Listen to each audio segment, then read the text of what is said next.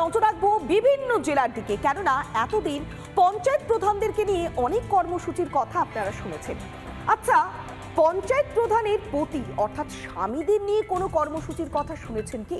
নিশ্চয়ই নয়। তবে সরকারের নির্দেশে আজ থেকেই প্রধান পতিদের বিশেষভাবে প্রশিক্ষণের পাঠ শুরু হয়ে গিয়েছে বিভিন্ন জেলাতে, আর তাতেই তুঙ্গে উঠছে বিতর্ক। তাহলে কি এবার পঞ্চায়েত প্রধানদের সঙ্গে পঞ্চায়েত প্রধানের পতিদেরও বিশেষ প্রশিক্ষণ? কারণটা কি দেখুন।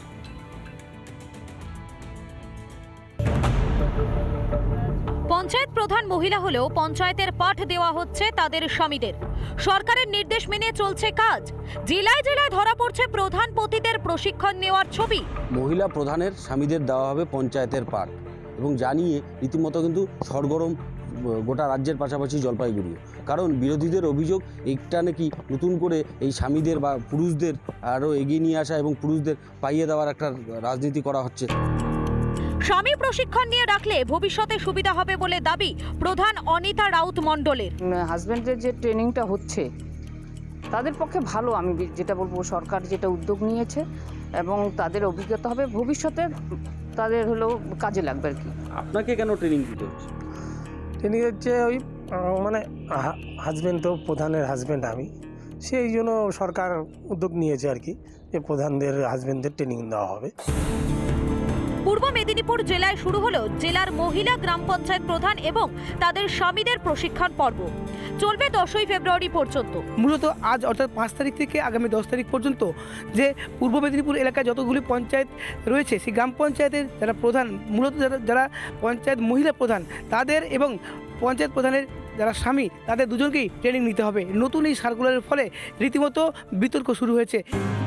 সরকারের এই উদ্যোগের প্রয়োজনীয়তা নিয়ে প্রশ্ন তুলেছেন বিজেপির পঞ্চায়েত প্রধান। তো এখানে স্বামীকে নিয়ে যাওয়ার কি দরকার আছে? তাহলে আমরা কি প্রধান হিসাবে আমরা কি একদমই কি অযোগ্য? আজকে আমাদের মুখ্যমন্ত্রী নিজেই তো একটা মহিলা, আর আমাদের এখানে রাষ্ট্রপতি দ্রৌপদী মুর্মু তিনিও তো মহিলা। তাহলে আমরা কি এতটাই অযোগ্য যে নিজেদের স্বামীদেরকে নিয়ে গিয়ে ট্রেনিং করাতে হবে? এই সিদ্ধান্তকে কি বলবেন? সরকারের সিদ্ধান্ত বলতে আমার তো ওয়াইফ স্ত্রী তো আর অযোগ্য তো নয় যে তাদের স্বামীর দিকে নিয়ে যেতে হবে। পঞ্চায়েত প্রধানের স্বামীকেই যদি প্রশিক্ষণ দিতে হয়, সেক্ষেত্রে মহিলা আসনের প্রয়োজনীয়তা কোথায়? নির্বাচিত হননি এমন ব্যক্তিকে কি পঞ্চায়েত প্রশিক্ষণ দিতে পারে? তাহলে রাজ্য সরকার কি পিছিয়ে রাখতে চাইছেন মহিলাদের?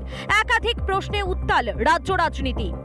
জলপাইগুড়ি এবং পূর্ব মেদিনীপুর থেকে সুবীর এস ও প্রসূন ব্যানার্জির রিপোর্ট, রিপাবলিক বাংলা। প্রধান পতিদের প্রশিক্ষণের কথা আপনাদের সামনে তুলে ধরলাম। বুঝতেই পারলেন যে সরকার খুব উদ্যোগী হয়েছে, কিন্তু সত্যি কি সরকার উদ্যোগী? যদি সরকার উদ্যোগী থাকতো তাহলে পানীয় জলের সমস্যায় জেরবার হতে হতো না মুর্শিদাবাদের সাগরদিঘির বাসিন্দাদের। পাটকেলডাঙ্গা পঞ্চায়েত এলাকায় যেখানে দীর্ঘ 4 মাস ধরে পানীয় জল সহ অন্যান্য প্রকল্পের যে পরিষেবা, সেই পরিষেবা পুরোপুরি বন্ধ রয়েছে, যার জন্য সমস্যায় পড়ছেন সেখানকার বাসিন্দারা। কিন্তু বারবার প্রশাসনের দরজায় তারা কড়া নাড়ছেন। 1 মাস 2 মাস করে কেটে গিয়েছে 4 মাস, আর কতদিন জলের জন্য অপেক্ষা করতে হবে সে প্রশ্নটাই তারা তুলছেন।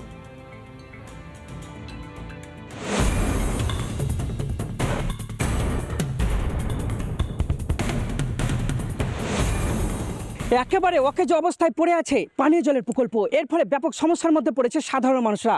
আমি এই মুহূর্তে দাঁড়িয়ে আছি মুর্শিদাবাদ জেলার সাগরদিঘি ব্লকের পাটকেলডাঙ্গা গ্রাম পঞ্চায়েতের লক্ষ্মীহাট এলাকায়। মাত্র 6 মাস আগে তৈরি পানীয় জলের প্রকল্প, কিন্তু তা থেকে জল পাচ্ছেন না লক্ষ্মীহাট এলাকার বাসিন্দারা। এই যে এখান থেকে কিন্তু 1 ফোঁটাও জল পড়ছে না, এখান থেকেও 1 ফোঁটাও জল পড়ছে না। অর্থাৎ পানীয় জলের প্রকল্পটি পুরোপুরিভাবে একেবারে খারাপ হয়ে পড়ে আছে। অন্যদিকে আমরা জানতে পারি যে মুর্শিদাবাদ জেলার সাগরদিঘি ব্লকের বিস্তীর্ণ এলাকা কিন্তু একেবারে পানীয় জলের সমস্যায় ভোগে। এমনিতেই জল সমস্যায় জেরবার পাটকেলডাঙ্গার বাসিন্দারা। সমস্যা সমাধানের জন্য জল প্রকল্প করলেও তাতে লাভ হয়নি কিছুই। 1.5 মাস পর থেকেই খারাপ জল প্রকল্প। জল কতদিন পেয়েছিল? মাস দেড়েক। তারপর থেকে খারাপ হয়ে পড়ে আছে, তারপর থেকে বন্ধ। এখন তো সমস্যা হচ্ছে আপনাদের? এখন রাস্তার লোকের জলের খাওয়ার সমস্যা, এটাই। সরকারি প্রকল্পের কি হাল সে বিষয়ে জানেনই না উপপ্রধান। অভিযোগ করলে তবে সারাই, দাবি পঞ্চায়েত উপপ্রধানের। যদি কোনো এটা হয়ে থাকে, খারাপ হয়ে থাকে, তাহলে আমরাকে যদি অভিযোগ করে তাহলে অবশ্যই আমরা তদন্ত করে দেখব। অপরিকল্পিতভাবে জল প্রকল্প তৈরির অভিযোগ কংগ্রেস নেতার। এই যে পানীয় জলের প্রকল্প মাত্র 6 মাস আগে তৈরি করা হয়েছে, তার মধ্যেই কিন্তু অকেজ হয়ে গেল। কি বলবেন এই বিষয় নিয়ে? কারণ একটাই, এগুলো অপরিকল্পিতভাবে করা হয়েছে, পানীয় জলের সমস্যা রয়েছে। নষ্ট হচ্ছে সরকারি প্রকল্প, কেন কোনো হেলদোল নেই প্রশাসনের, উঠছে প্রশ্ন। স্থানীয় বাসিন্দারা অভিযোগ করছে প্রশাসনের কাছে তারা বারংবার এই পানীয় জলের প্রকল্পটি যাতে মেরামত করা হয় তার জন্য আবেদন করেছে। প্রশাসনের তরফ থেকে শুধুমাত্র আশ্বাস দেওয়া হয়েছে, কিন্তু কাজের কাজ কিছুই করা হয়নি। মুর্শিদাবাদ থেকে সৌমিত্র দাস, রিপাবলিক বাংলা।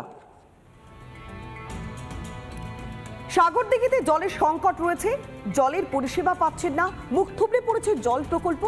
আর এর মাঝে কিন্তু রমরমিয়ে চলছে জলাশয় ভরাট। কোন জায়গায়? না পূর্ব মেদিনীপুরের শঙ্করপুরে।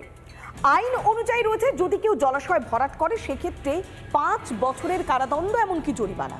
খাতায় কলমে হয়তো এই আইন রয়েছে, কিন্তু সেই আইনকে থোড়াই কেয়ার। একেবারে প্রকাশ্যে জলাশয় ভরাট করা হচ্ছে, এমনকি নিকাশি নালাও ভরাট করা হচ্ছে। আর যখন স্থানীয় বাসিন্দারা প্রশ্ন করেছিল কি কারণে জলাশয় ভরাট করা হচ্ছে, তাদের সাফ দাবি বাড়ি তৈরি হবে, নতুন নির্মাণ হবে। কিন্তু বারবার প্রশ্ন উঠছে, এইভাবে বাস্তুতন্ত্রকে নষ্ট করে জলাশয় ভরাট করে কিভাবে অট্টালিকা তৈরি হচ্ছে, উঠছে প্রশ্ন।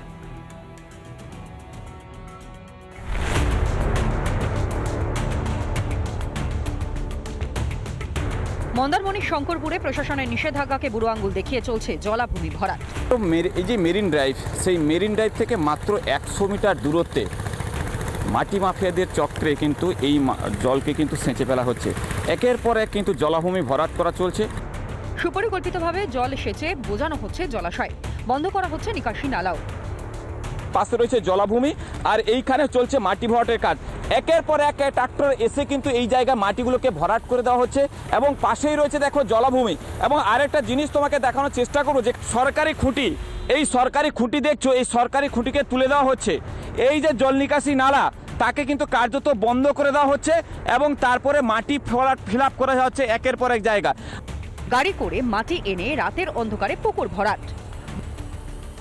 দেখতে পাচ্ছি বর্তমানে মাটি ভরাট হয়ে যাচ্ছে, দেখতে পাচ্ছি পুকুর ছিল এই জায়গাটা, জলাশয় ছিল, ভর্তি হয়ে যাচ্ছে মাটি। সকালেও যাওয়ার সময় দেখেছিলাম গাড়ি করে মাটি আসছিল, তারপরে এখন তো আবার যাওয়ার সময় দেখছি যে ভরাট হয়ে এসেছি প্রায়। মাটি ভরাট করে নাকি তৈরি হবে স্টেরুম? আপনি জানেন যে মাটি তোলা বা বেআইনি মাঠ থেকে, সেটা পারমিশন না হলে সেটা তো জানি বেআইনি। আপনি এখানে দায়িত্ব নিয়েছেন, কোনো কাগজপত্র রয়েছে মাটি ভরাটে? কোনো কাগজপত্র? না না। মালিক বাড়ি শুনেছি কোলাঘাট নেই। তিনি কি করতে চেয়েছেন? স্টে রুম করবে একটা। এলাকায় অবৈধভাবে জলাশয় ভরাটের কথা জানতেনই না তৃণমূল বিধায়ক? আমরা শুনলাম, আমি এটা জানি না, আমি শুনলাম। আমি শঙ্করপুরে যে হারবারের যে স্পেশাল অফিসার আছে, আমি তার সাথে কথাবার্তা বলবো। বেআইনি কাজকর্ম থেকে আমরা প্রশাসনিকভাবে তার ব্যবস্থা গ্রহণ করব। প্রশাসনের নাকের ডগায় ভরাট হচ্ছে জলাশয়, শঙ্করপুরে মাটি মাফিয়াদের দৌরাত্ম্য, তবুও কেন চুপ প্রশাসন?